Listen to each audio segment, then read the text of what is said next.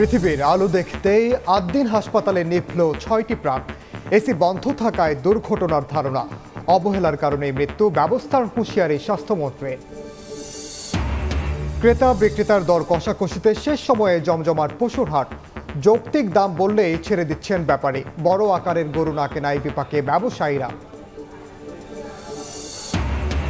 ঈদের আগের দিনও পথে পথে মানুষের ঢল, বৈরী আবহাওয়ায় দুর্ভোগ চরমে। মহাসড়কে ধীরগতি, উত্তর ট্রেনের শিডিউল বিপর্যয়, ছাদেও যাত্রী, সদরঘাটে মানুষের ভিড়।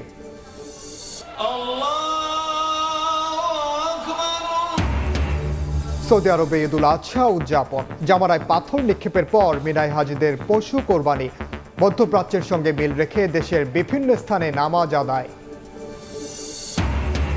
এবং কাল ঈদের দিনও হবে বৃষ্টি, বৈরী আবহাওয়া বিবেচনায় ঈদগাহে জামাতের প্রস্তুতি।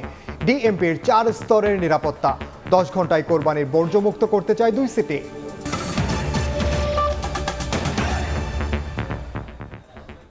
সময় সংবাদের সঙ্গে আছে আমি ওমর ইনাল।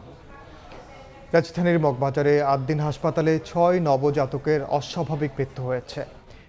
প্রাথমিকভাবে ধারণা করা হচ্ছে পোস্ট অপারেটিভ ওয়ার্ডের এসি 1 ঘন্টা বন্ধ থাকায় মারা গেছে কোমলমতি শিশুরা। স্বজনরা এর জন্য হাসপাতালের ডাক্তার ও নার্সদের দায়িত্বে অবহেলাকে দোষান। হাসপাতাল কর্তৃপক্ষের অবহেলায় দুর্ঘটনা উল্লেখ করে তদন্ত করে দায়ীদের বিরুদ্ধে ব্যবস্থা নেওয়ার হুঁশিয়ারি দিয়েছেন স্বাস্থ্যমন্ত্রী। এ কান্না পৃথিবীর সবচেয়ে কাঙ্ক্ষিত সম্পদ হারানোর। 10 মাস গর্ভে ধারণ করে নানা প্রতিকূলতা সহ্য করে পৃথিবীতে এনেছিলেন কোমলমতি শিশুকে, যার আগমন জীবনে এনে দিয়েছিল আলো। সে আদরের সন্তান নিভে গেল বাইরের আলো দেখার আগেই। বুয়ারে কই বুয়া আমার বাচ্চাটা দেখান তো, আমি করতেছি কি লিগা? বুয়া কই না না কিছু না, বালা বালা। আমি কেন বাচ্চাটা চোখ ঘুরে যাইতেছে, আপনি কেন বালা বালা? মগবাজারের আদ্দিন হাসপাতালের পোস্ট অপারেটিভ ওয়ার্ডে ভর্তি ছিল 11 শিশু। বুধবার মধ্যরাতে হঠাৎ অসুস্থ হয়ে পড়ে 2 শিশু। তাদের নিতে বলা হয় এনআইসিইউতে। আস্তে আস্তে সংখ্যা বাড়তে থাকে, মারা যায় 6 জন। ভুক্তভোগীদের অভিযোগ, হাসপাতালের ডাক্তার ও নার্সদের অবহেলায় ঝরেছে 6টি নিষ্পাপ প্রাণ। তারা আমাদের সাথে এরকম আচরণ করে, যে মানুষের সাথে মানুষ এরকম আচরণ করে না। সিস্টাররা যে আচরণ করে আমাদের সাথে, আমি দৌড়াই আমার বেবির কাছে, ভিতরে ঢুকতে দেয় না। আমার বেবিরে নিয়ে আসছে, আনার পর আমি আবার আইসিইউতে নিয়ে যাচ্ছিলাম, নিতে নিতে দেখি যে আমার বেবি মারা গেছে। হাসপাতালের মহাপরিচালক জানান 11 জনের মধ্যে বাকি 5 জনের চিকিৎসা চলছে। তদন্ত কমিটি করা হয়েছে। অভিযোগ করতে পারে, কিন্তু এখানে কোনো ধরনের আমরা নিজেরাই তো জানি না, আমাদেরকে তো তদন্ত করে বের করতে হবে এটা কেন হলো। ঘটনাস্থলে আসে স্বাস্থ্য অধিদপ্তরের টিমও, কথা বলে হাসপাতাল কর্তৃপক্ষের সঙ্গে। 3 সদস্যের উচ্চ পর্যায়ের তদন্ত কমিটি 72 ঘন্টার মধ্যে রিপোর্ট দেবে বলে জানান স্বাস্থ্য অধিদপ্তরের মহাপরিচালক। বলেন, হাসপাতাল কর্তৃপক্ষের দায়িত্ব অবহেলার প্রমাণ পেলে নেওয়া হবে ব্যবস্থা। উচ্চপদস্থ একটি ইনকোয়ারি কমিটি ইতিমধ্যেই আমরা গঠন করেছি। সেবার দিক থেকে এটি যে কোনো ত্রুটি আছে কিনা এটি আমরা অবশ্যই খতিয়ে দেখব এবং এই বিষয়টি আমাদের নজরে এনেছি। এদিকে কিশোরগঞ্জের এক হাসপাতাল পরিদর্শন শেষে আদ্দিন ইস্যুতে সাংবাদিকদের প্রশ্নের উত্তরে স্বাস্থ্যমন্ত্রী জানিয়েছেন, হাসপাতাল কর্তৃপক্ষের অবহেলাতেই এই দুর্ঘটনা। খুবই দুঃখের সাথে বলি, তাদের অবহেলার কারণে আমাদের 6টা প্রাণ চলে গিয়েছে। যা প্রয়োজন, যতটুকু শাস্তির দরকার সেটা আমরা ব্যবস্থা করবো। এটা থেকে অন্যান্য জায়গায় আমরা মেসেজ করব। ডিএমপির সিটিডিসি বিভাগ ও সিআইডির ক্রাইম সিন ইউনিট ঘটনাস্থল থেকে আলামত সংগ্রহ করেছে। এ সময় ডিএমপি কমিশনার জানান, এসি 1 ঘন্টা বন্ধ থাকায় দুর্ঘটনা ঘটে থাকতে পারে বলে প্রাথমিকভাবে ধারণা করা হচ্ছে। আমাদের সিআইডি টিম চলে এসছে। সিআইডি টিম তাদের বিশেষজ্ঞ পরীক্ষা নিরীক্ষা করছে, তাদের এক্সপার্টরা এসছে। আর আমরা এখানে যারা দায়িত্বরত ছিল সবাইকে জিজ্ঞাসাবাদ করছি, তো আমাদের তদন্ত চলছে। এমন মর্মান্তিক ঘটনার পর শোকে ছায়া নেমেছে পুরো হাসপাতালে। কয়েক ঘন্টার ব্যবধানে ঝরে গেল 6টি কোমলমতি প্রাণ। পৃথিবীর আলো দেখার আগেই নিভে গেল তারা। এমন মর্মান্তিক ঘটনায় যারা জড়িত তাদের দৃষ্টান্তমূলক শাস্তির দাবি ভুক্তভোগীদের, যাতে ভবিষ্যতে কারো মায়ের কোল এভাবে খালি না হয়। মাসুদুর রহমান, সময় সংবাদ, ঢাকা। এই মুহূর্তে আদ্দিন হাসপাতালে আছেন সহকর্মী শাহরিয়ার সৌমিক। সবশেষ খবর জানতে সরাসরি যাচ্ছি তার কাছে। মগবাজার যে আদ্দিন হাসপাতাল, সেই আদ্দিন হাসপাতালের পোস্ট অপারেটিভ রুমে মূলত 11 জন শিশু ভর্তি ছিল এবং তার ধারাবাহিকতায় গত বুধবার রাতে সেই শিশুর মধ্যে কয়েকজন শিশু অসুস্থ হয়ে যায় এবং তাৎক্ষণিকভাবে হাসপাতাল কর্তৃপক্ষের তরফ থেকে তাদেরকে এনআইসিইউতে নেওয়ার জন্য পরামর্শ দেওয়া হয় এবং এনআইসিইউতে নেওয়া হয় এবং পরবর্তীতে তাকে লাইফ সাপোর্টের ব্যবস্থা করা হয় এবং তারপরে 2 জন শিশু হঠাৎ মারা যায় এবং তার পরবর্তীতে কিন্তু ধারাবাহিকভাবে 6 জন শিশু মারা যায়, এমনটি কিন্তু আমরা জেনেছি এবং হাসপাতাল কর্তৃপক্ষ এমনটি ইনশিওর করেছেন। এবং পরবর্তীতে কিন্তু আজ সকাল থেকেই আদ্দিন হাসপাতালে ব্যাপক সমালোচনা শুরু হয়েছে এবং ব্যাপক তোড়জোড় শুরু হয়েছে। ইতোমধ্যে বিএনপির স্বাস্থ্য বিষয়ক সম্পাদক হাসপাতালে এসেছিলেন, তিনি হাসপাতাল কর্তৃপক্ষের সাথে কথা বলেছেন এবং সেখান থেকে কথা বলার পর তিনি সাংবাদিকদের সাথে কথা বলেছেন এবং তিনি জানিয়েছেন যে ইতোমধ্যে সাংবাদিকের তরফ থেকে প্রশ্ন তোলা হয়েছে যে এনআইসিইউতে 14 জন শিশু সেখানে ছিল, কিন্তু বাকি আরও 4 জন শিশুর খোঁজ পাওয়া যাচ্ছে না, এমনটি কিন্তু অভিযোগ ছিল সাংবাদিকের পক্ষ থেকে। এবং এই প্রশ্নের ধারাবাহিকতায় তিনি যেটি বলেছেন যে এখনও তদন্ত যেহেতু চলমান রয়েছে এবং স্বাস্থ্য মন্ত্রণালয়ের পক্ষ থেকে একটি 3 সদস্যের কমিশন এখানে তদন্ত কমিটি এখানে গঠন করা হয়েছে এবং যে কমিটি আগামী 72 ঘন্টার মধ্যে দ্রুত তাদের প্রতিবেদন দাখিল করবে এবং সেই প্রতিবেদন দাখিল করার আগ পর্যন্ত কোনো ধরনের কোনো তথ্য তিনি এখন পর্যন্ত নিশ্চিত করতে পারছেন না। তবে সাংবাদিকদের তরফ থেকে যে বাকি 4 জন শিশুর সম্পর্কে যে প্রশ্ন তোলা হয়েছে সেটি তারা আমলে নেবেন এবং তদন্তের সাথে যারা সংশ্লিষ্ট আছেন তাদেরকে তিনি অবহিত করেছেন যে যাতে পুঙ্খানুপুঙ্খভাবে এখানে তদন্ত করা হয়। এবং কিছুক্ষণ আগে আমরা দেখেছি যে একজন এয়ার কন্ডিশন স্পেশালিস্ট এই হাসপাতালে এসেছিলেন এবং তিনি পর্যবেক্ষণ করতে চেয়েছেন যে আসলে যে অভিযোগটি তোলা হচ্ছে যে এসির গ্যাস লিকেজের মাধ্যমে সেই বাচ্চাগুলো মরে গিয়েছে, মূলত সেটির পর্যবেক্ষণের জন্য তিনি এসেছিলেন এবং তিনি পর্যবেক্ষণ করার যে চেষ্টা করেছেন হাসপাতাল কর্তৃপক্ষের তরফ থেকে তাকে পর্যবেক্ষণ করতে দেওয়া হয়নি, এমনটি কিন্তু তিনি অভিযোগ করেছেন। এবং তিনি সাংবাদিকদের সাথে যেটি বলেছেন যে বাংলাদেশের ন্যাশনাল বিল্ডিং কোড অনুযায়ী স্প্লিট এসি কিন্তু হাসপাতালে ব্যবহার করার কোনো ধরনের কোনো নিয়ম নেই, এই অভিযোগ তিনি করেছেন এবং সে অনুযায়ী আদ্দিন হাসপাতাল এই এসি বসানোর ক্ষেত্রে বিল্ডিং কোড লঙ্ঘন করেছেন, এমনটি কিন্তু তিনি বলেছেন। এই বিষয়ে হাসপাতাল কর্তৃপক্ষ এখন পর্যন্ত আমাদের সাথে কথা বলেনি, তবে আমরা চেষ্টা করছি তাদের সাথে কথা বলার। তো আদ্দিন হাসপাতাল থেকে এই ছিল আমার কাছে সর্বশেষ তথ্য। সরাসরি যুক্ত ছিলাম রাজধানীর আদ্দিন হাসপাতালে। এবার কোরবানির পশুর হাটের খবর। সকালের মতো বৃষ্টির ভোগান্তি না থাকায় বিকেলে রাজধানীর পশুর হাটগুলোতে বাড়তে থাকে ক্রেতার সংখ্যা। শেষ দিনে তুলনামূলক কম দামেই পশু ছাড়ছেন বিক্রেতারা। ছোট ও মাঝারি আকারের গরুর চাহিদা থাকলেও অবিকৃত বেশিরভাগ বড় আকারের গরু, এতে দুশ্চিন্তার ভাঁজ পড়েছে ব্যাপারীদের কপালে। কোরবানির পশুর হাটে শেষ দিনের সকালটা বৃষ্টি দিয়ে শুরু হলেও বেলা গড়াতেই দেখা মেলে রোদের। বাড়তে শুরু করে ক্রেতার সমাগম। ছোট মাঝারি গরু বিক্রি হলেও শেষ সময়ে এসেও অবিকৃত বেশিরভাগ বড় আকারের গরু। মানিকগঞ্জ থেকে 8টি গরু নিয়ে গাবতলীর হাটে আসা নুরুল মিয়া 5টি গরু বিক্রি করলেও দুশ্চিন্তায় 16 মণ ওজনের সুলতানকে নিয়ে। মঙ্গলবার 5.5 লাখ টাকা দাম উঠলেও বুধবার 4 লাখের বেশি বলছেন না কেউ। 5,50,000 পর্যন্ত উঠছে, তারপর থেকে সন্ধ্যার দিক দিয়ে 5 লাখ, আজ সকালে 4.5 লাখ, এখন বর্তমানে 4 লাখ বলতেছে। সময় গেতে স্যার ডাউন হইতেছে। বাজার খারাপ দেখে তুলনামূলক কম দামেই পশু ছেড়ে দিচ্ছেন ব্যাপারীরা। 8 মিনা 10 মিনা গরু দাম কিতেছে কোথা 1.5 লাখ টাকা 2 লাখ টাকা হয় না। 50 এই গরু আমার দাম করছিল, এখন বেচলাম 40। 2-3 লাখ টাকা লস যাবে। ক্রেতা নাই, গরুলে আমরা বিপদত পড়ে আছি। অন্যদিকে হাটে গরুর দাম নিয়ে সন্তোষ প্রকাশ করছেন ক্রেতারা, আবার শেষ সময়ে দাম আরো কমার অপেক্ষায় আছেন অনেকে। আমি খুব সন্তুষ্ট, মার্কেটে খুব রিজনেবল দাম। বাজার দেখতেছি মোটামুটি আর কি, বেশি কমও না বেশিও না। 3টা গরু 8 লক্ষ টাকা বলেছে। আমি মনে মনে ধরেছিলাম যে এটা হয়তো 6ও নিতে পারবো না, আমি 5 লাখ বলার সঙ্গে সঙ্গে আমাকে দিয়ে দিল। গাবতলীর পাশাপাশি রাজধানীর দিয়াবাড়ি, হাজারীবাগ, 300 ফিট হাটেও দেখা গেছে অনেকটা একই চিত্র। বিক্রেতারা বলছেন পশু হাট থেকে ফিরিয়ে নিতে হলে বড় লোকসান গুনতে হবে তাদের। নাইম হাসান, সময় সংবাদ, ঢাকা। পশুরহাটের আরো খবর জানাতে এই মুহূর্তে রাজধানীর দিয়াবাড়িতে আছেন সহকর্মী শফিকুজ্জামান রুবেল, ধোলাইখালে আছেন তোফাজ্জল হোসেন, ময়মনসিংহে ওবায়দুল হক এবং রাজশাহীতে আছেন মওদুদ রানা। শুরুতেই যাচ্ছে রুবেলের কাছে। রুবেল, এই মুহূর্তে আমরা রয়েছি দিয়াবাড়ি হাটে। বলা যায় যে কুরবানির পশুর হাটের শেষ সময় চলছে, আজকের দিনে শেষ, আগামীকালকে পবিত্র ঈদুল আজহা। আমরা দেখতে পাচ্ছি হাটের পরিস্থিতি কিন্তু জমজমাট এই কারণেই যে পশু কিন্তু এখনও, গরু ছাগল কিন্তু অনেক দেখা যাচ্ছে।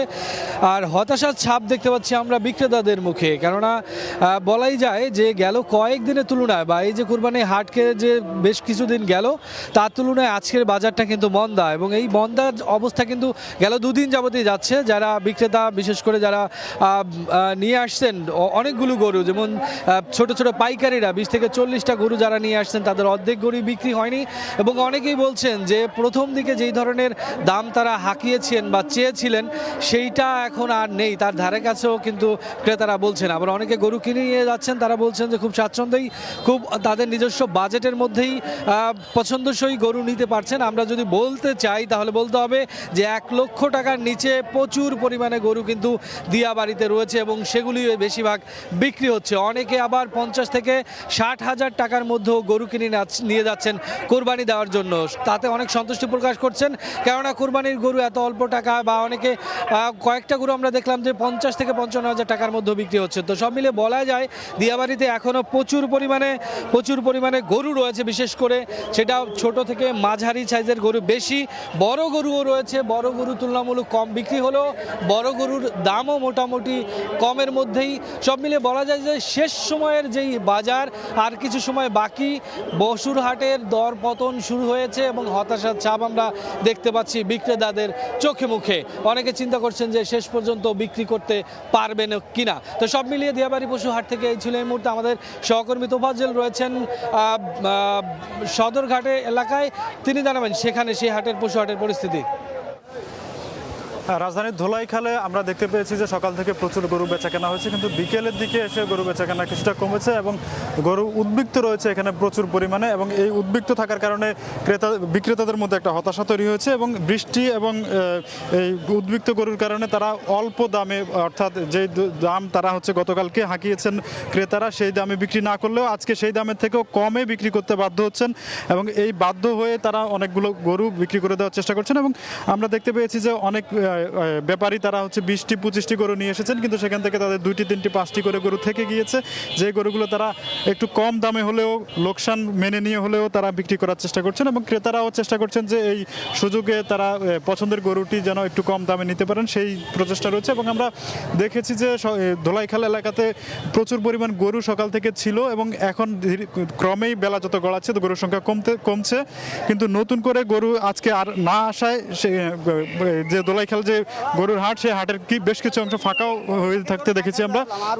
অন্যদিকে যে এই এলাকা জুড়ে গরু রাখা হয়েছে, যে এই হাটের যত বিস্তৃত এলাকা, সেই বিস্তৃত এলাকার যদি আমরা হিসাবটা বলি তাহলে প্রচুর পরিমাণ গরু কিন্তু বিক্রি হয়নি। এবং এবছর আপনি জানেন যে এবছর 1,23,00,000-এর বেশি গরু মজুদ রয়েছে এবং এবছরের চাহিদা মানে আন্দাজ করা হয়েছে যে 1,01,00,000-এর কিছু বেশি, ফলে 22 লাখের কিছু বেশি গরু 22 লাখের কিছু গরু এবছর উদ্বৃত্ত থাকবে, এটাই আমরা আগে থেকেই অনুমান ছিল সরকারের।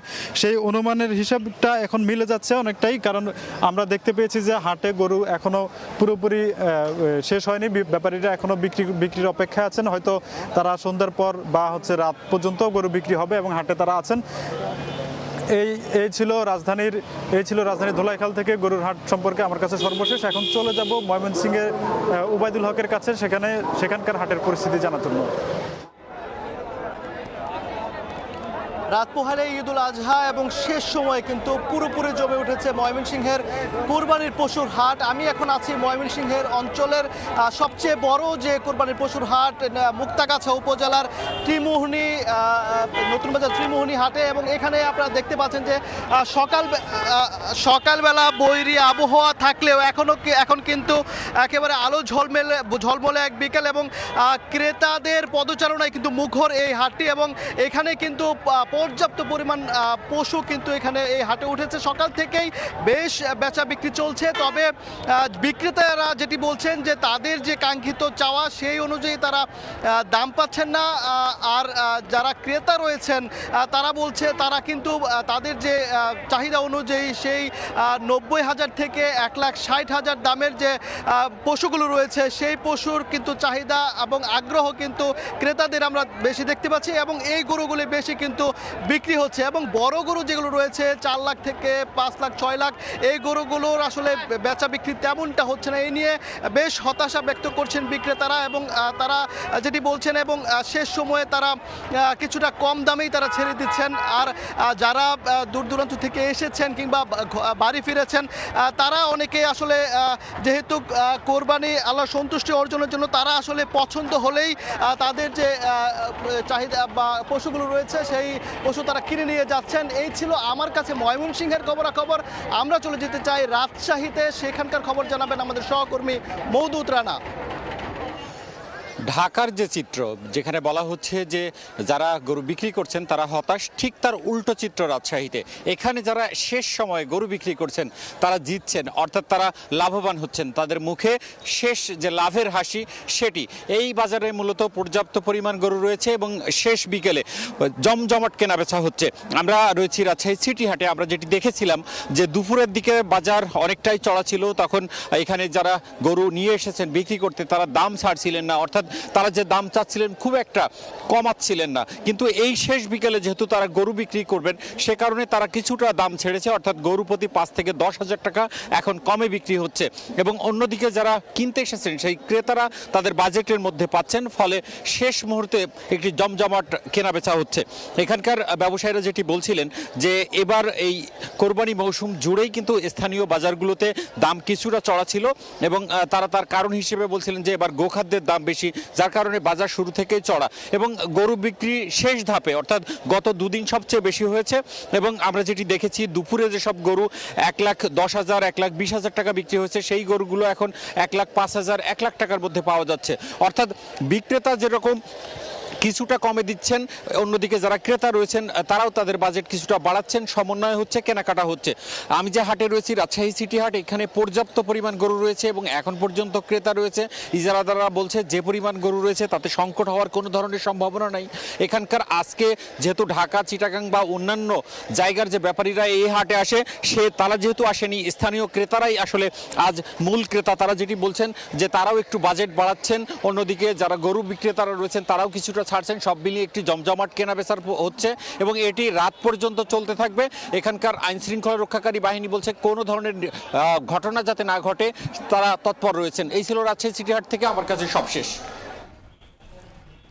রাজধানী ময়মনসিংহ এবং রাজশাহী থেকে পশুর হাটের খবর জানাচ্ছিলেন সহকর্মীরা।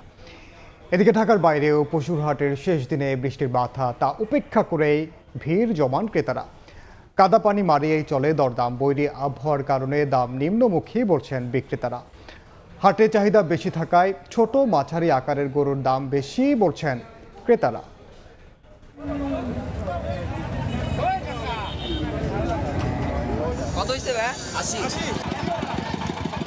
রাত পোহালেই ঈদুল আজহা। আল্লাহর সন্তুষ্টির আশায় পশু কোরবানি করবেন ধর্মপ্রাণ মুসল্লিরা।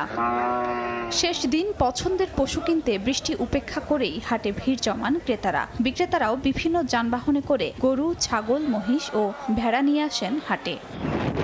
চট্টগ্রামের শেষ মুহূর্তে বেচাকেনা জমে উঠলেও হঠাৎ ঝোড়ো হাওয়ায় গরু মহিষ নিয়ে দিক বিদিক ছোটাছুটি করেন বিক্রেতারা। বাতাসের সঙ্গে শুরু হয় ভারী বৃষ্টি, এতে বিপাকে পড়েন ক্রেতা বিক্রেতারা। তবে বৃষ্টির পর আবারও স্বাভাবিক হয় বেচাকেনা। ব্যাপারীদের অবস্থা খারাপ, গরুরা হচ্ছে বৃষ্টিতে ভিজতেছে। আজকে অনেক সুন্দর সুন্দর গরু, মানে ইয়ার ভিতর দামের ভিতর সাধ্যের মধ্যে পাওয়া যাচ্ছে সবার। শেষ সময়ে জমজমাট লালমনিরহাটের হাটগুলো।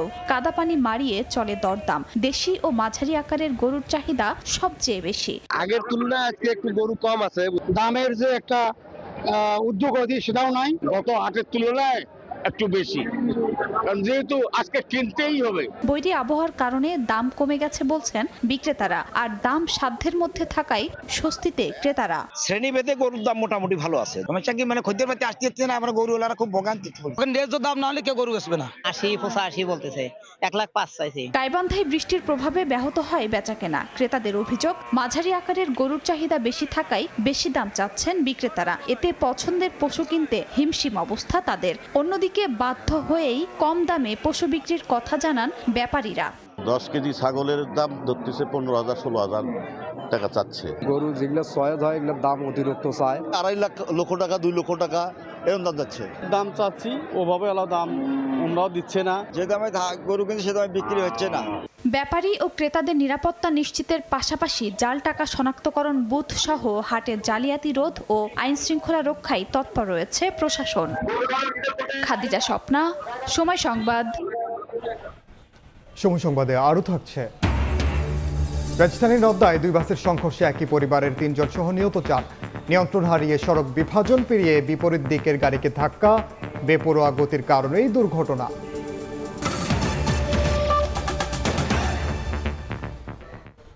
ঈদুল আজহার আগের দিনও পথে পথে ঢল নামে ঘরমুখী মানুষের। রেল স্টেশন, বাস টার্মিনাল ও লঞ্চ ঘাটে দেখা গেছে যাত্রীর উপচে পড়া ভিড়। যে যেভাবে পেরেছেন যাত্রা করেছেন বাড়ির পথে। যাত্রায় ভোগান্তি বাড়িয়েছে মহাসড়কের বিভিন্ন পয়েন্টে ধীরগতি।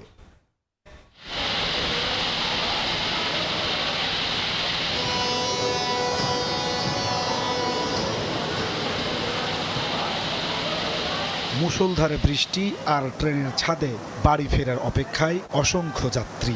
ঈদযাত্রার শেষ দিন উত্তরবঙ্গের প্রতিটি ট্রেনই ছিল উপচে পড়া ভিড়। ট্রেনের ভেতর জায়গা না পেয়ে খোলা ছাদে বৃষ্টিতে ভিজেই বাড়ির পথে যাত্রা করেন তারা।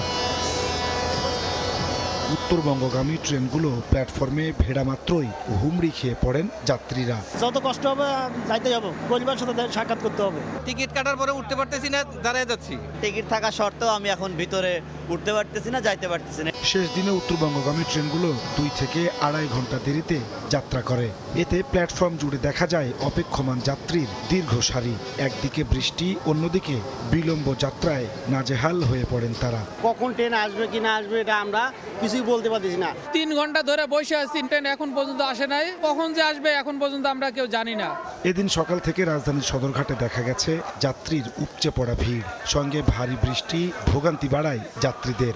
বেশিরভাগ লঞ্চে দেখা যায় ধারণ ক্ষমতার চেয়ে বেশি যাত্রী। রাজধানীর বাস টার্মিনালগুলোতেও যাত্রীর চাপ দেখা গেছে সকাল থেকেই। যারা আগে টিকিট কেটে রাখেননি তারা পড়েন বেশি ভোগান্তিতে। এদিকে বাড়তি ভাড়ার অভিযোগ পেলে ব্যবস্থা নেওয়ার কথা জানিয়েছেন সড়ক পরিবহন ও সেতুমন্ত্রী।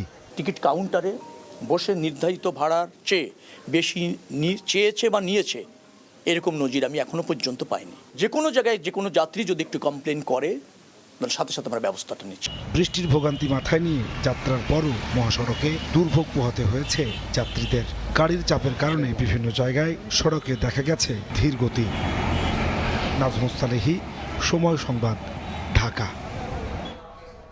ঈদযাত্রার আরো খবর জানাতে এই মুহূর্তে সদরঘাট লঞ্চ টার্মিনালে আছেন সহকর্মী এম এ আজিম, বিমানবন্দর রেল স্টেশনে আছেন আসিফ মোহাম্মদ সিয়াম এবং টাঙ্গাইলে আছেন সহকর্মী কাদির তালুকদার। সরাসরি শুরুতেই যাচ্ছে আজিমের কাছে। আজিম, গত 2 দিন সদরঘাট লঞ্চ টার্মিনালে নদীপথে যারা বাড়ি ফিরছেন তাদের সংখ্যা যে উপচে পড়া ভিড়টি ছিল সেটি থেকে আজকে কিছুটা যাত্রী সংখ্যা আমরা দেখছি যে এখানে কম রয়েছে। তারপরেও কিন্তু অন্যান্য যে সাধারণ যে দিনগুলোতে যে সমস্ত যাত্রী হয় তার থেকে অনেকটাই বেশি। এবং সবথেকে বড় বিষয় হচ্ছে গতকাল যাত্রী সংখ্যা বেশি হওয়ায় যে বিশেষ যে সার্ভিসগুলো লঞ্চগুলো দিয়েছে সেই লঞ্চগুলো কিন্তু এখন পর্যন্ত ঘাটে এসে পৌঁছায়নি, যার ফলে কিন্তু পন্টনে একটি ভোগান্তির চিত্র এই মুহূর্তে তৈরি হয়েছে। আমরা দেখছি যে ভোলা সহ বেশ কয়েকটি রুটের যে লঞ্চ এখনও এসে এখানে পৌঁছায়নি, যার ফলে কিন্তু এখানে আমরা দেখছি যে পন্টনে কয়েক ঘন্টা ব্যাপী কিন্তু মানুষ এখানে অপেক্ষা করছেন লঞ্চের জন্য। যেই চিত্রটি কিন্তু সচরাচর হয় না, তৈরি হয় না, কারণ লঞ্চগুলো ঘাটে থাকে এবং যাত্রীরা এসে সরাসরি লঞ্চে উঠে তাদের যে জায়গা সেই জায়গাটি তারা নিয়ে নেন। কিন্তু গতকালকে যাত্রী চাপ খুব বেশি হওয়ায় অতিরিক্তভাবে কিন্তু লঞ্চগুলো যে লঞ্চগুলো ছেড়ে যাওয়ার কথা না সেগুলোও কিন্তু গতকালকে যাত্রী নিয়ে ছেড়ে গিয়েছে এবং সেগুলো এখন পর্যন্ত ঘাটে এসে না পৌঁছানোর ফলে এই যে ভোগান্তিটি তৈরি হয়েছে এটি কিন্তু আজকে এখানে তৈরি হয়েছে। আমরা যাত্রীদের সাথে কথা বলেছি, তারা যেটি বলছেন যে 1 ঘন্টা 2 ঘন্টা বা কেউ তারও বেশি সময় ধরে এখানে লঞ্চের জন্য অপেক্ষা করছেন এবং বিআইডব্লিউটিএ থেকে কিন্তু বারবারই মাইকিং করে বলা হচ্ছে যে তাদের লঞ্চ আর কিছুক্ষণের মধ্যে এখানে এসে পৌঁছাবেন এবং যাত্রীরা কিন্তু সেই অপেক্ষায় এখানে রয়েছেন। এবং আমরা কথা বলেছিলাম বিআইডব্লিউটিএর সাথে, তারা যেটি বলছেন যে যাত্রী চাপ বেশি হওয়ায় তারা সেই লঞ্চগুলোকে আসলে গতকালকে পারমিশন দিয়েছিলেন স্পেশাল যে সার্ভিস সেই সার্ভিসটি দেওয়ার জন্য এবং আজকেও লঞ্চগুলো ঘাটে আসবে এবং এই যে যাত্রীরা যারা অপেক্ষা করছেন তাদেরকে নিয়ে যাবেন এবং প্রত্যেকেই তাদের গন্তব্যে যেতে পারবেন সেই নিশ্চয়তা কিন্তু তারা দিচ্ছেন। এই ছিল লঞ্চ ঘাটের সর্বশেষ অবস্থা। এই মুহূর্তে বিমানবন্দর রেল স্টেশনে আছেন আসিফ মাহমুদ সিয়াম, আমরা সেখানকার খবর জানতে যুক্ত হচ্ছি তার সঙ্গে। প্ল্যাটফর্মে এখন যে ট্রেনটি দাঁড়ানো আছে এটি হচ্ছে যমুনা এক্সপ্রেস। এই ট্রেনটিতেই আমরা দেখতে পাচ্ছি যে এখনও এখানে বেশ কিছু সিট ফাঁকা আছে, কোনো বাড়তি যাত্রী নেই, কেউ দাঁড়িয়ে যাচ্ছে না এবং ছাদেও কেউ এখন পর্যন্ত ওঠেনি।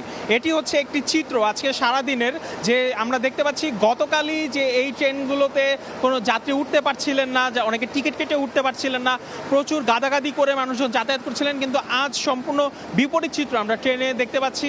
এবং প্ল্যাটফর্মে আমরা দেখতে পাচ্ছি যে ঈদের সময় আমরা যে চিরচেনা যে যাত্রীর চাপ দেখি, আজকে সেই যাত্রীর চাপ নেই। অর্থাৎ ধারণা করা হচ্ছে যে আগামীকাল যেহেতু ঈদ, যারা পরিবারের সাথে ঈদ করতে বাড়িতে যেতে চাচ্ছিলেন তারা ইতিমধ্যে বাড়িতে চলে গিয়েছেন এবং সেই হিসেবে আজকে যাত্রীর চাপ খুবই কম। এবং আমরা দেখতে পেলাম যে এই ট্রেনটি এই সময়, এটির যে সময় ছিল সেই সময় এটি প্ল্যাটফর্মে এসে পৌঁছেছে এবং এর আগেও যে কয়েকটি ট্রেন আমরা আসতে দেখেছি সবগুলো ট্রেনই সময় মতো এসে প্ল্যাটফর্মে এসে পৌঁছেছে। ফলে যাত্রীরা যতটুকু প্রতিদিন যে তাদের যে ট্রেন শিডিউল বিপর্যয়ের যে একটা অভিযোগ থাকে, আজকে সেই অভিযোগটিও আমরা তাদের কাছ থেকে তেমনভাবে পাচ্ছি না।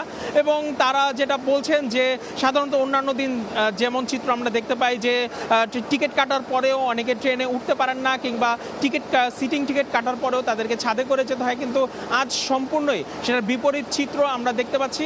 এবং যদিও আজও অন্যান্য দিনের মতো স্টেশনে সবার টিকিট চেক করে স্টেশনে আসতে ঢোকানো হচ্ছে এবং কোনো বাইরের যাত্রী এখানে ঢোকানো হচ্ছে না।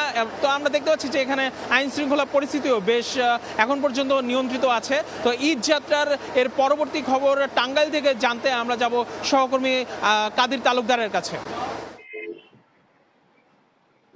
ঈদ যাত্রায় যেন ভোগান্তির শেষ নেই উত্তর জনপদের মানুষের। রাত পোহালে ঈদ, অথচ এখন পর্যন্ত অনেক মানুষ এখনো রাস্তায় আছেন, তারা এখন পর্যন্ত বাড়ি যেতে পারেন নাই। অথচ এই মানুষগুলা অনেকেই বাড়ি যাবেন, আশা করছিলেন বাড়ি যাবেন, পশুর হাটে যাবেন, এরপর কুরবানি করবেন। তো সকাল থেকে আমরা দেখেছি যে পরিমাণ গাড়ি আসলে যাচ্ছে, একের পর এক গাড়িগুলো লম্বা সিরিয়াল আমরা দেখতে পাচ্ছি। গত রাত থেকে, গভীর রাত থেকে মূলত এই চিত্রটি আমরা দেখেছি। সকাল গড়িয়ে দুপুর, দুপুর গড়িয়ে সন্ধ্যা হলো, এখন পর্যন্ত ওই যে মানুষের যে ঢল, যানবাহনের যে চাপ, সেই চাপ কিন্তু শেষ হচ্ছে না।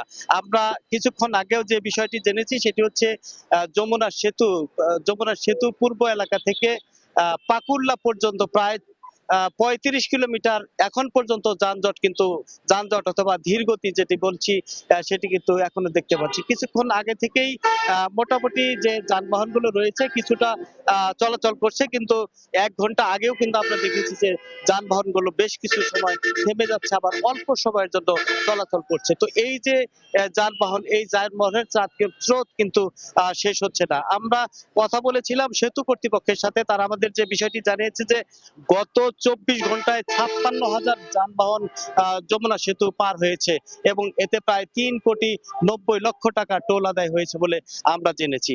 তো আমরা বলেছিলাম যারা যাত্রী রয়েছেন এবং চালক রয়েছেন তাদের সাথে আমরা কথা বলেছিলাম, তারা আমাদেরকে জানিয়েছে যে তারা বেশিরভাগ মানুষ কিন্তু গত রাতেই রওনা দিয়েছে, গত রাতে রওনা দিয়ে দুপুর এবং বিকাল পর্যন্ত টাঙ্গাইল এসে পৌঁছেছে।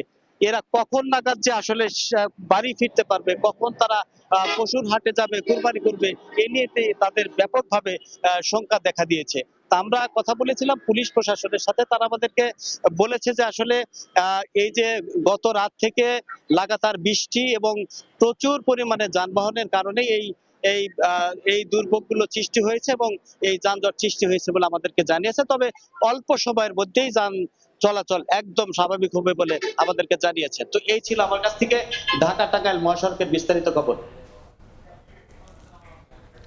রাজধানী ও টাঙ্গাইল থেকে এই যাত্রার খবর জানাচ্ছিলেন সহকর্মীরা। দেখছেন পাথর নিক্ষেপের পর আল্লাহর সন্তুষ্টির উদ্দেশ্যে পশু কোরবানি করেছেন হাজিরা। মাথা মুন্ডনের মধ্য দিয়ে ধীরে ধীরে ইহরাম মুক্ত হচ্ছেন আল্লাহর মেহমানরা। মুফতি আব্দুল্লাহ তামিমের রিপোর্ট।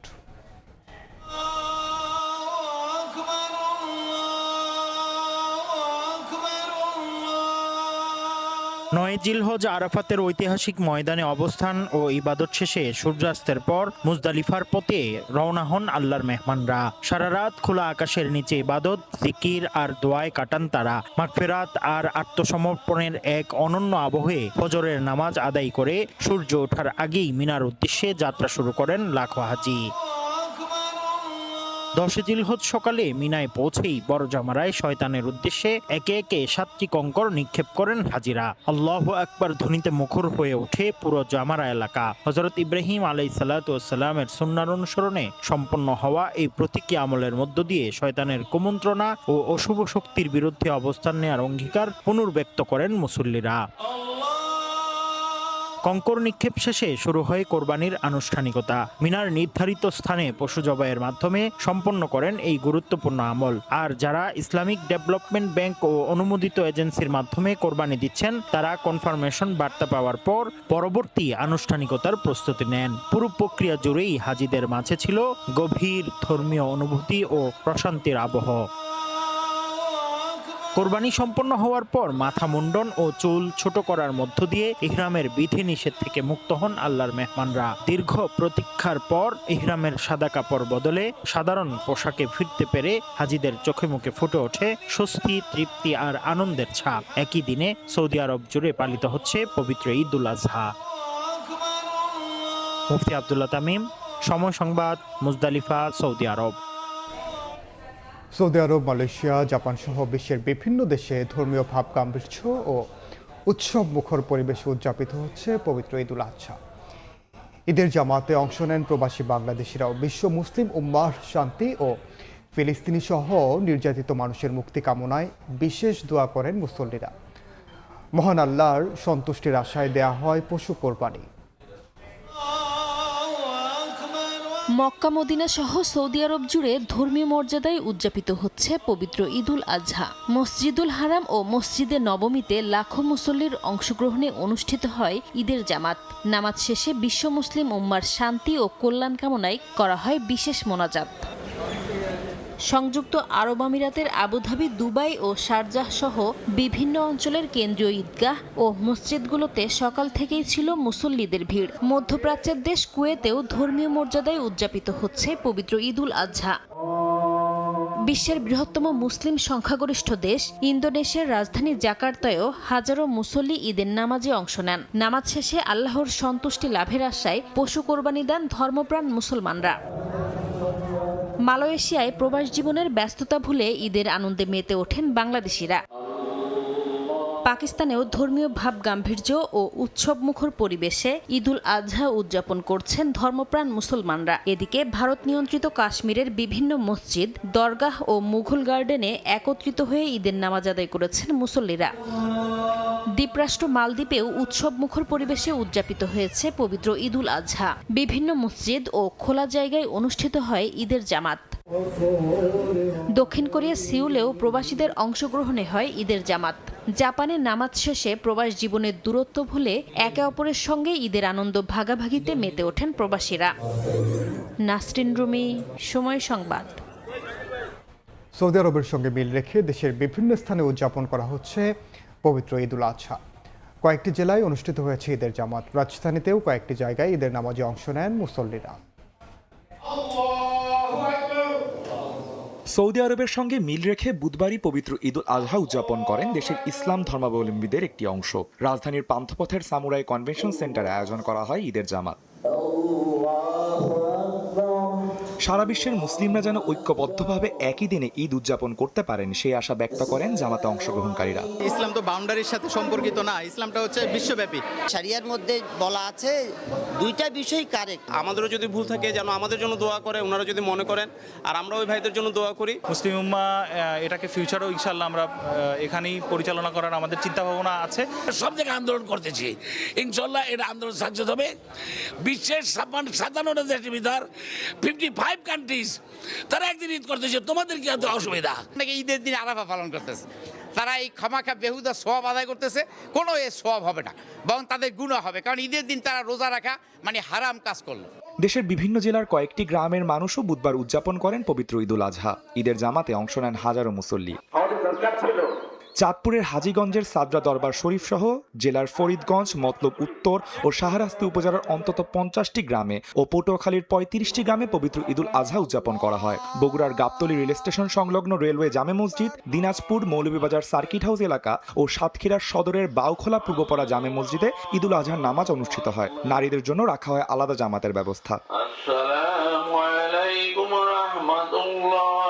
ঈদের জামাত নির্বিঘ্ন রাখলে কোথাও যেন অপ্রীতিকর পরিস্থিতির সৃষ্টি না হয়, সেজন্য প্রশাসনের পক্ষ থেকেও নেওয়া হয়েছে প্রয়োজনীয় নিরাপত্তা ব্যবস্থা।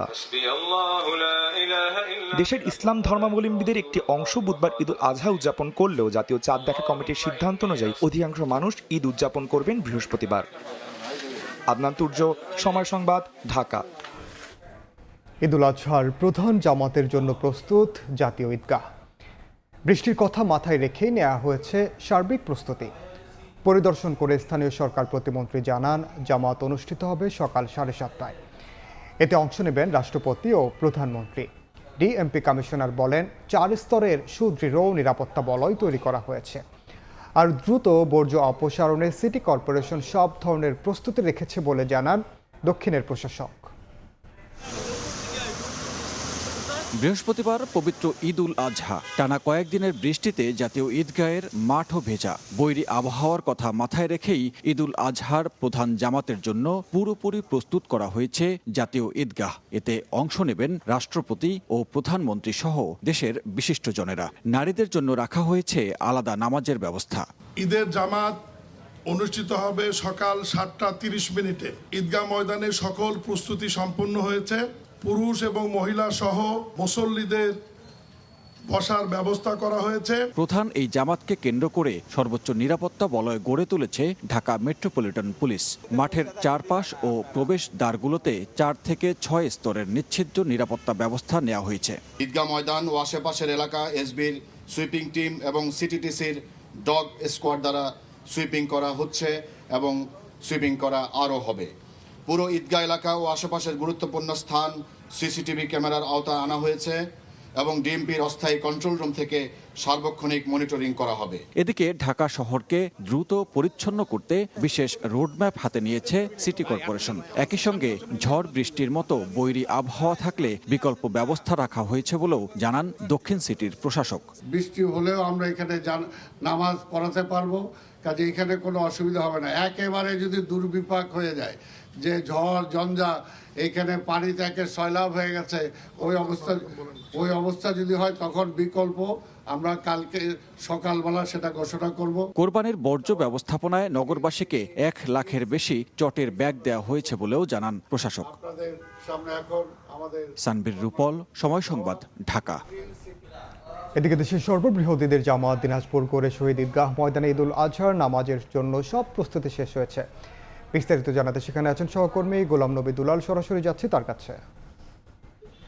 আমি এই মুহূর্তে দিনাজপুরে ঐতিহাসিক গোরে শহীদ ঈদগাহ ময়দানে দাঁড়িয়ে রয়েছি, যেখানে আগামীকাল ঈদুল আজহার নামাজ এখানে আদায় হবে সকাল 8:30টায় এবং এই ঈদের জামাতে ইমামতি করবেন মাওলানা মতিউর রহমান কাসেমি।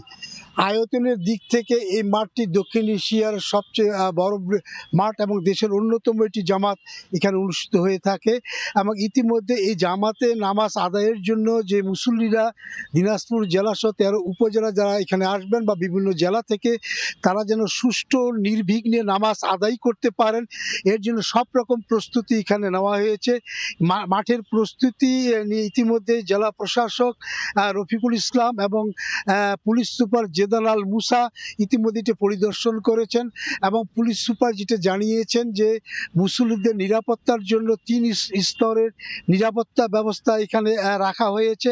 বিশেষ করে এখানে পুলিশ থাকবেন, তার সঙ্গে সাদা পোশাক গোয়েন্দা, বিজেপি সহ স্বেচ্ছাসেবক বাহিনীর লোকেরা এখানে থাকবেন এবং তারা যেটা বলছেন যে এই মাঠে মুসল্লিরা যেন ঠিকমতো নামাজ আদায় করতে পারেন, এর জন্য আপনার এখানে যে প্রবেশ রাখা হয়েছে 14টি প্রবেশ দ্বার রাখা হয়েছে, সেখানে মেটাল ডিটেক্টর দিয়ে তারা প্রবেশ করাবেন। তারা বলেছেন মুসল্লিরা যেন ছাতা এবং জায়নামাজ ছাড়া অন্য কিছু নিয়ে এখানে আসতে না পারে। আরেকটি বিষয়, নিরাপত্তার জন্য ইতিমধ্যে কিন্তু এখানে ওয়াচ টাওয়ারও রাখা হয়েছে এবং জেলা প্রশাসক রফিকুল ইসলাম যেটা জানিয়েছেন যে মুসল্লিদের সুবিধার্থে সরকারি বেসরকারি সরকারি বিভিন্ন সংস্থা নিয়ে উপকমিটি করে এখানে আপনার উজু যানবাহন রাখার ব্যবস্থা, মেডিকেল টিম, খাবার পানি সহ মাইকিংয়ের ব্যবস্থা রাখা হয়েছে। তারা যে বিষয়টা বলেছেন যে যেহেতু এই মাঠটি আপনার অনেক বড় মাঠ এবং এখানে প্রায় কয়েক লক্ষ লোক কিন্তু নামাজ আদায় করার মতো এখানে জায়গা রয়েছে এবং ইতিমধ্যেই আপনারা দেখছেন যে এখানে উচ্চ মিনার রয়েছে, মিনারে আপনার গম্বুজ রয়েছে এবং যিনি ইমাম করবেন ইমামের যেখানে দাঁড়িয়ে নামাজ আদায় করবেন সেটি কিন্তু সুন্দর সুদৃশ্য এবং এই জামাত আদায় যারা নামাজ পড়তে যারা আসবেন অনেকেই কিন্তু আপনার বিভিন্ন জেলা থেকে ইতিমধ্যে এসেছেন। আরেকটি বিষয় হচ্ছে যে এখানে নামাজ আদায়ের জন্য যারা এখানে আসবেন তাদের কিন্তু যে ব্যবস্থাগুলো করা হয়েছে সেটি যেন কোনো অবস্থাতেই যেন অসম্পূর্ণ না থাকে সেই বিষয়গুলো কিন্তু জেলা প্রশাসক সরাসরি এখানে আপনার তারা মনিটরিং করছেন। ইতিমধ্যে আমরা দেখছি এখানে মেডিকেল টিম রাখা হয়েছে যারা মুসলিমরা সুন্দরভাবে নামাজ আদায় করতে পারেন এবং আগামীকাল এই মাঠেই কিন্তু নামাজ অনুষ্ঠিত হবে। আমার কাছ থেকে ঐতিহাসিক গোরে শহীদ ময়দানে সর্বশেষ এই ছিল। সরাসরি যুক্ত ছিলাম দিনাজপুরের ঐতিহাসিক গোরে শহীদ ঈদগাহ ময়দানে। ঈদুল আজহার সামনে রেখে রাজধানীকে দ্রুত কোরবানির বর্জ্য মুক্ত রাখতে ব্যাপক প্রস্তুতি নিয়েছে ঢাকার 2 সিটি কর্পোরেশন। ঈদের দিন 8 থেকে 10 ঘন্টার মধ্যে রাজধানীতে কোরবানির বর্জ্য অপসারণ করবে প্রায় 31,000 পরিচ্ছন্নতা কর্মী। সেই হিসেবে একজন পরিচ্ছন্নতা কর্মীকে সরাতে হবে 1 টন করে বর্জ্য। তানভীর হাসান মেঘের রিপোর্ট। রাজধানীতে কোরবানির ঈদ মানেই কয়েক ঘন্টার মধ্যে হাজার হাজার টন পশুর বর্জ্য, আর সেই বর্জ্য দ্রুত সরিয়ে নগরবাসীকে স্বস্তি দিতে আগেভাগেই প্রস্তুতি নিয়েছে ঢাকার 2 সিটি কর্পোরেশন। উত্তর সিটিতে বর্জ্য অপসারণে মাঠে থাকবে প্রায় 16,000 পরিচ্ছন্ন কর্মী। ধারণা করা হচ্ছে এবারও লক্ষ্য প্রায় 21,000 টন কোরবানির বর্জ্য অপসারণ। দ্রুত বর্জ্য সরাতে প্রস্তুত রাখা হয়েছে 7 শতাধিক যান যন্ত্রপাতি, পাশাপাশি ব্লিচিং পাউডার, স্যাভলন ও পলিব্যাগ সহ প্রয়োজনীয় সরঞ্জামও বিতরণ করেছে সংস্থাটি। অন্যদিকে ঈদের প্রথম দিনেই প্রায় 34,000 টন কোরবানির বর্জ্য অপসারণে লক্ষ্য নিয়েছে ঢাকার দক্ষিণ সিটি কর্পোরেশন। এ কাজে নিয়োজিত থাকবেন প্রায় 14,000 পরিচ্ছন্নতা কর্মী। বর্জ্য দ্রুত সরাতে 2,000-এর বেশি যান যন্ত্রপাতি ব্যবহার করা হবে। দুর্গন্ধ ও স্বাস্থ্য ঝুঁকি কমাতে রাখা হয়েছে ব্লিচিং পাউডার, স্যাভলন ও বায়োডিগ্রেডেবল ব্যাগের ব্যবস্থাও। তথ্য বিশ্লেষণে দেখা যায় ঈদের দিন 2 সিটিতে 8 ঘন্টা প্রায় 34,000 টন বর্জ্য অপসারণ করতে চায় অন্তত 31,000 পরিচ্ছন্নতা কর্মী। সেই হিসেবে একজন কর্মীকে 8 ঘন্টায় সরাতে হবে 1.25 টন করে বর্জ্য।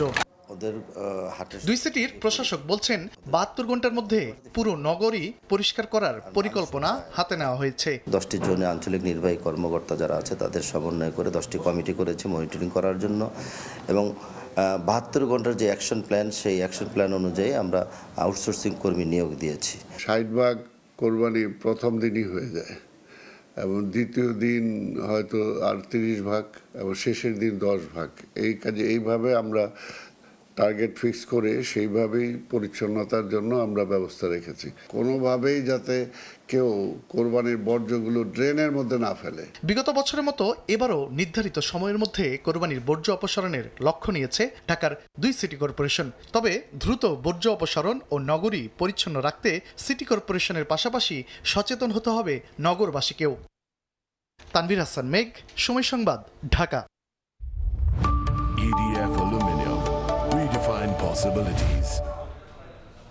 রাজধানীর নদ্দায় বাস নিয়ন্ত্রণ হারিয়ে প্রাণ গেছে 4 জনের। নিহতদের মধ্যে 3 জন একই পরিবারের সদস্য। ভোরে নিয়ন্ত্রণ হারিয়ে সড়ক বিভাজকের উপর উঠে যায় ইসলাম পরিবহনের একটি বাস। বিপরীত দিক থেকে আসা আকাশ পরিবহনের একটি বাসের সঙ্গে সংঘর্ষ হলে ঘটে হতাহতের ঘটনা। বুধবার ভোরে রাজধানীর প্রগতি সরণির নদ্দা এলাকায় ইসলাম পরিবহনের একটি বাস নিয়ন্ত্রণ হারিয়ে উঠে যায় রোড ডিভাইডারের উপর। ধাক্কা দেয় রাস্তার অন্য পাশে বিপরীত দিক থেকে আসা আকাশ পরিবহনের আরেকটি বাসকে। সংঘর্ষে দুমড়ে মুচড়ে যায় 2টি বাসই।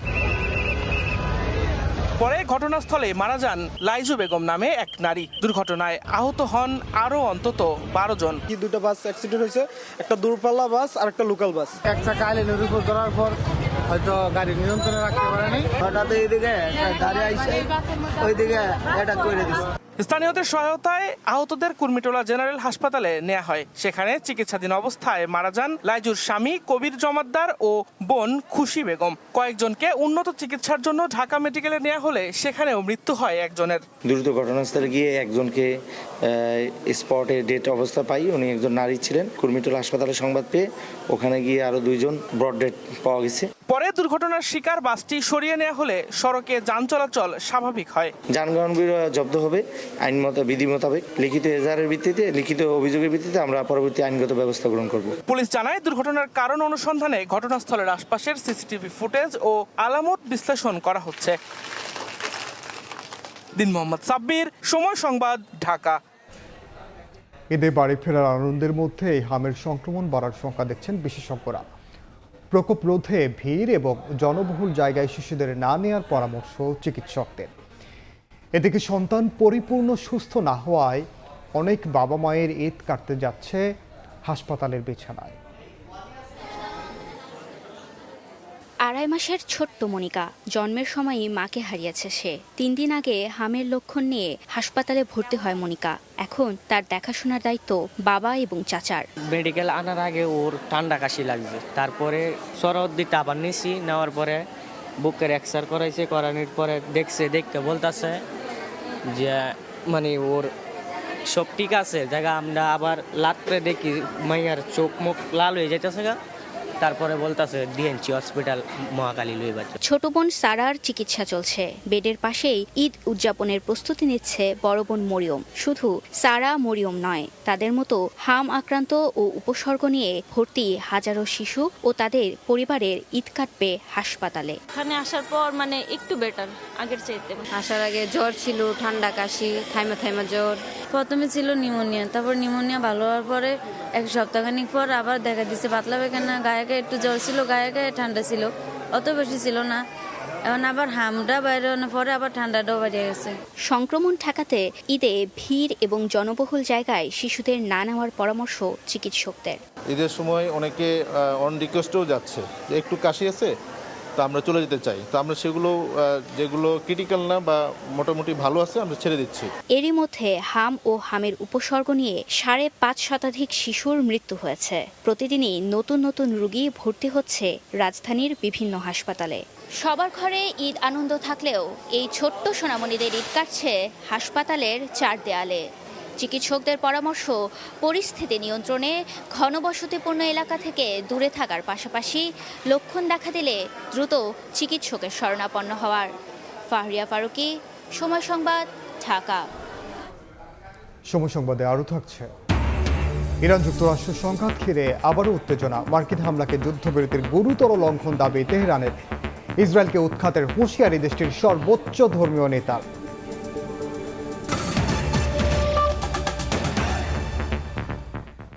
সাধারণ মানুষের জীবনে স্বস্তি দিতে ভ্যাটের মতো পরোক্ষ কর থেকে সরে আসতে চায় সরকার। তাই আসছে বাজেটে ধনীদের সম্পদের উপর সরাসরি কর বসাতে যাচ্ছে এনবিআর। এর মাধ্যমে সম্পদের সুষম বন্টনের সম্ভাবনা থাকলেও কর ন্যায্যতা নিশ্চিত করার তাগিদ অর্থনীতিবিদদের। MS সারিফিনের report. নিত্যদিনের ব্যয় বৃদ্ধির ভার থেকে সাধারণ মানুষকে স্বস্তি দিতে ভ্যাটের মতো পরোক্ষ কর থেকে সরে প্রত্যক্ষ কর বাড়ানোর দিকে নজর দিচ্ছে এনবিআর। নতুন করদাতা, উচ্চ আয়ের ব্যক্তি, ব্যবসায়ী ও সম্পত্তির মালিকদের নজরদারিতে আনতে রাজধানী ও চট্টগ্রামের অভিজাত এলাকায় বাড়ি বাড়ি গিয়ে কর জরিপ চালাতে চায় সংস্থাটি। আসছে বাজেটেই সম্পদ কর বসিয়ে সরকারের রাজস্ব আদায়ের লক্ষ্য রয়েছে প্রায় 5,000 কোটি টাকা। যার দাগ নম্বরে শুধু ট্যাক্স দিচ্ছে, কম দিচ্ছে, বেশি দিচ্ছে, রিটার্ন দিচ্ছে, আর যারা দিচ্ছে না তাদেরকে ধরেন। ব্যক্তির মোট সম্পদ 4 কোটি টাকার বেশি হলে ন্যূনতম 10% থেকে শুরু করে সম্পদের পরিমাণ অনুযায়ী 35% পর্যন্ত সারচার্জ আরোপ করে জাতীয় রাজস্ব বোর্ড।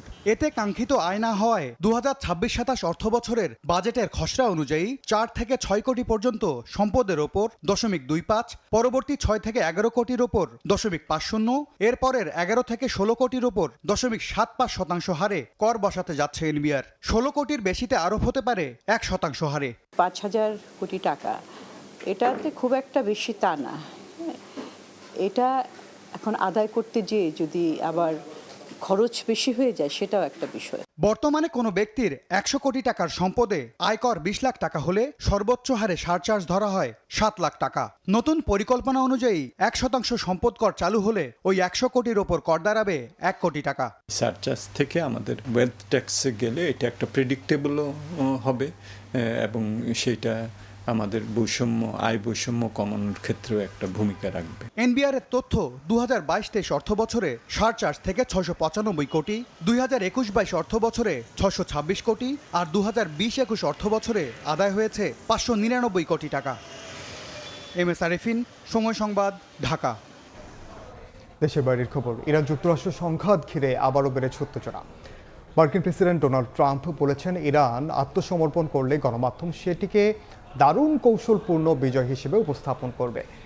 এদিকে যুক্তরাষ্ট্রের প্রভাবের অবসান ঘটছে দাবি করে ইসরায়েলকে উৎখাতের হুঁশিয়ারি দিয়েছেন ইরানের সর্বোচ্চ নেতা মোজতবা খামেনি। দেশটিতে মার্কিন হামলাকে যুদ্ধবিরতির গুরুতর লঙ্ঘন বলেও দাবি করা হয়েছে। এমন পরিস্থিতিতে হরমুজ ইস্যুতে দ্রুত সমঝোতায় পৌঁছানোর সম্ভাবনা রয়েছে বলছেন মার্কিন পররাষ্ট্রমন্ত্রী।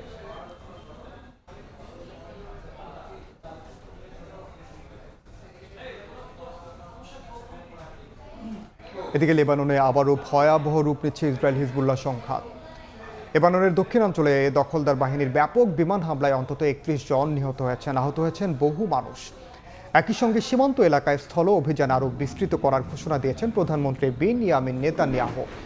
আল জাজিরার এক প্রতিবেদনে বলা হয়, দক্ষিণ লেবানন, বেকা ভ্যালি ও নাবাতিয়ে অঞ্চলে শতাধিক বিমান হামলা চালিয়েছে ইসরায়েলি বাহিনী। হিজবুল্লাহর অবস্থান লক্ষ্য করে হামলা চালানো হয় বলে দাবি করেছে তেল আবিব। খেলার খবর। নারী সাফ চ্যাম্পিয়নশিপে নিজেদের প্রথম ম্যাচে বৃহস্পতিবার মালদ্বীপের মুখোমুখি হবে বাংলাদেশ। ভারতের গোয়ার জওহরলাল নেহরু স্টেডিয়ামে ম্যাচ শুরু হবে রাত 8টায়। 2022 ও 2024 সালে টানা 2 আসরে সাফ চ্যাম্পিয়নশিপের শিরোপা জয় করেছিল বাংলাদেশ। এবার নারী দলের সামনে ভারতের পর দ্বিতীয় দল হিসেবে হ্যাটট্রিক শিরোপা জয়ের হাতছানি। প্রথম ম্যাচে মালদ্বীপের বিপক্ষে বড় জয় চায় মারিয়া মান্ডার দল।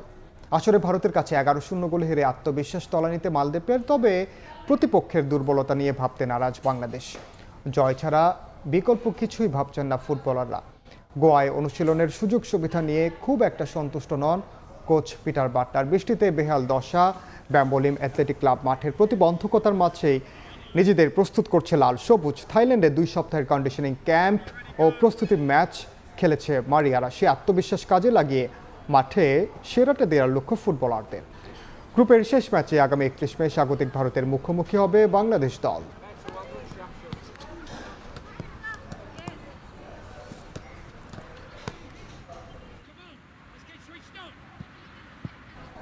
এ পর্যায়ে শীর্ষ সংবাদগুলো জানিয়ে দিচ্ছি আরেকবার।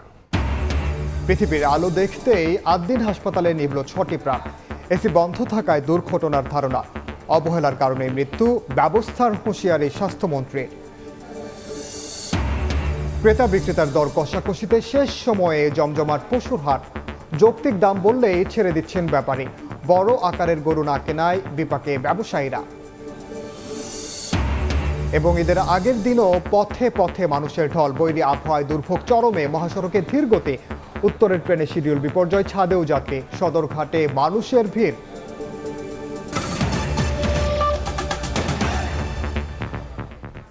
এই ছিল 5টার সময় সংবাদের পর বাংলার সময় নিয়ে সঙ্গে থাকবেন সহকর্মী সাইফুল রুদ্র। ইনান, আপনাকে ধন্যবাদ।